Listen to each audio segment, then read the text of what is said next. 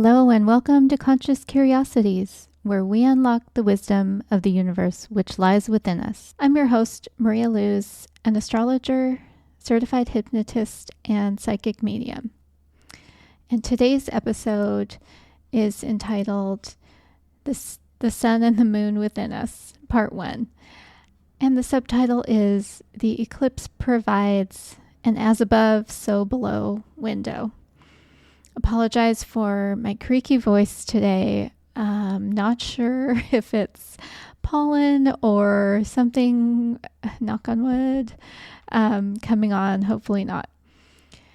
So, looking at the way that we spend the hours in our day or our typical month or even years that go by, do you really know how you feel about what you do with your time and energy? And this is to me why eclipses can be so jarring, because we're going about our hours, our days, our months, our years, and we're just getting done what we have to get done. But when an eclipse happens, it's this point where our conscious identity, which is hopefully aligned with our truest self, and that would be our sun, represented by our sun anyway, and our routine and our cyclical needs, as represented by our moon in our birth chart, those two things are forced to merge, which would be more of the new moon, the solar eclipse, or to confront one another, more of the situation at the lunar eclipse or the full moon eclipse. But in eclipse season, at least for me, those things all blur together. So, like I said in the subtitle, as above, so below. So we may all be feeling this as we've been facing these eclipses recently.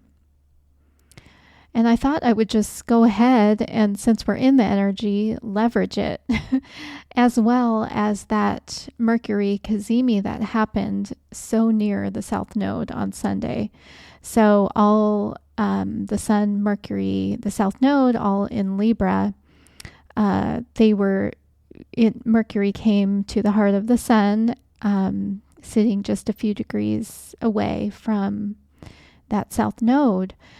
And I thought it would be a good time to use all this energy to reset our perspective on the relationship between the sun and the moon in our birth chart. And I purposely want to use a light touch here because I think many people have had some pretty heavy eclipse-related situations that have either forced them to be introspective, or they've had these external things that they've had to deal with over the last few weeks. So I don't want this self-analysis to become self-blame in any way. And on the flip side, I really hope to instead offer some compassion and understanding for why we are the way we are and why we do what we do and how they are connected. Further, Venus is in Scorpio right now, which can make us a bit paranoid in general and about our values, our finances, and our relationships specifically. So I hope to treat this very subjective topic as objectively as possible. So if none of this resonates with you right now, just know I'm still holding space for you too. And you can always come back to this another time. But as I said, it will be a light touch and I think some helpful information. So aside from feeling well in our own skin, harmonizing one's sun and moon can serve as an accessible resource to tap into. And better yet, a resource to be able to offer to others when we ourselves feel like we're in a fully resourced place. And I'll give you an example from my own life a bit later. But first, let's revisit what the sun in our birth chart represents. You most likely know the zodiac sign of your sun. And as you have most likely heard common stereotypes of how your sun behaves, I won't really go through those keywords in that way, but just hearing those stereotypes alone, or maybe earlier in your life, or even now, it may have caused you to just run away from astrology completely, or to maybe embrace it, depending on whether you really liked or identified those keywords or the stereotype of your sun sign or not. And that's pretty powerful stuff that, just hearing these things might make you say, oh, I'm so insulted that I'm just going to ignore this system of knowledge that reaches back thousands of years. And why might we react so strongly? Well, that would be our ego.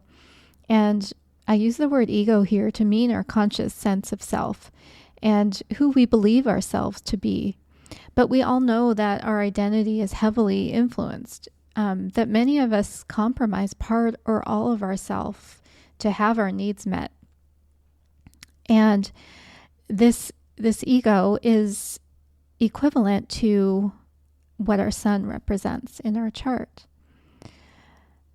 So let's begin with astrologer Stephen Forrest's description from the Book of Fire, The Life Givers. He writes, "The sun represents the basic values to which you must be true if your life is going to make sense to you. It is the common denominator in all your wise decisions. And if you are true to your natal sun, you'll be glad you are alive."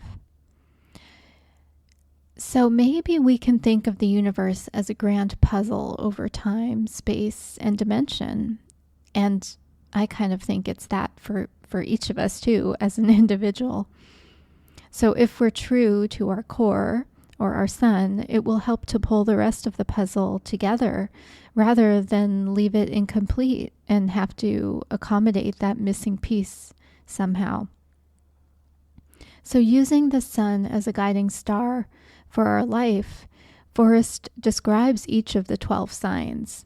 And I'm going to go ahead and just read them verbatim from his book because I think they are really spot on and very useful just for us to think about. If the sun is in Aries, let your guiding star be the development of courage, directness, and the right use of force. If the sun is in Taurus, let your guiding star be the development of calm, simplicity, and an acceptance of that which arises naturally. If the sun is in Gemini, let your guiding star be the development of curiosity, open-mindedness, conversation, and a willingness to listen. If the sun is in Cancer, let your guiding star be the development of gentleness, nurturance, and an acceptance of human frailty. If the sun is in Leo, let your guiding star be the development of forthrightness, creativity, spontaneous self-expression, and a sense of theater. If the sun is in Virgo, let your guiding star be the development of service, groundedness, skill. If the sun is in Libra, let your guiding star be the development of negotiation, teamwork, and love. If the sun is in Scorpio, let your guiding star be the development of honesty, shadow work, and courageous emotional investigation. If the sun is in Sagittarius, let your guiding star be the development of faith, belief, commitment, and mind-stretching experience. If the sun is in Capricorn, let your guiding star be the development of self-discipline, integrity, and objective accomplishment. If the sun is in Aquarius, let your guiding star be the development of individuation, unusual experiences, and escape from social convention. If the sun is in Pisces, let your guiding star be the development of meditation, surrender, and mystical experiences. So I think you could imagine that if we're overly focused on superficially putting on our sun sign as an identity, as opposed to acknowledging that these will be the values that we are meant to explore and aspire to in life, we may wind up living a shadow or a caricature or even a grotesque expression of those descriptions. And this is where I think our moon sign can offer a means to check in with ourself. Our moon sign and placement provides insight into how we feel safe and nurtured. However, something I've noticed lately is that almost all of us have lost touch with this through the pandemic. And why? I mean, when you think about it, we're all traumatized. I mean, at some point during that time period, in some degree, our minds went into the trauma response. And that just being confined to home was especially triggering for anyone who had a traumatic home life as a child. And if we haven't been able to process all of that, our perception of what is safe and nurturing is likely off kilter. And I know mine was for a very long time. I can't even blame the pandemic on it completely. So numbing myself with alcohol was the safest thing for my traumatized brain to latch onto as a routine. And being out of touch with your moon can lead you to wind up hurting yourself, as I did, and others, as I also did, unintentionally, because you simply lack awareness of self and circumstance. Stephen Forrest writes, "The moon defines reality as we experience it." So, being out of touch with your moon can make you lose touch with reality. Of course, trauma is far more complicated than exploring your moon sign and placement, but I do think it is important to understand what true emotional safety and general coziness feel like to you, and your moon can be a window into this space. So, what might it look like and feel like when your sun and moon are working together in harmony? Well, I mentioned I would provide an example from my own life.